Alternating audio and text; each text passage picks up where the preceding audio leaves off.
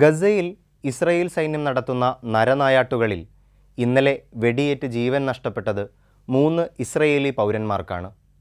ബന്ദികളാക്കപ്പെട്ടിരുന്ന ഇസ്രയേലുകാരായ 2 പട്ടാളക്കാർ ഉൾപ്പെടെ 3 പേരെയാണ് കൊന്നത്. ഈ വിവരം ലോകമറിഞ്ഞതോടെ ഗത്യന്തരമില്ലാതെ വിശദീകരണവുമായി ഇസ്രയേൽ സൈന്യം രംഗത്ത് വന്നിട്ടുണ്ട്.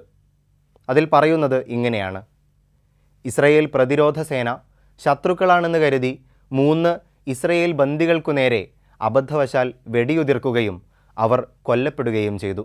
במהלך הקרבות בסג'עיה, כוח צה"ל זיהה בשוגג 3 ישראלים חטופים כאיום. כתוצאה מכך, הכוח ירה לעברם והם נהרגו. നയതന്ത്രപരമായി നിലപാടെടുത്ത് ഈ ബന്ദികളെയെല്ലാം സുരക്ഷിതമായി നാട്ടിലെത്തിക്കാൻ എത്രയോ വഴികളുണ്ടായിരുന്നു ഇസ്രയേലിനു മുമ്പിൽ.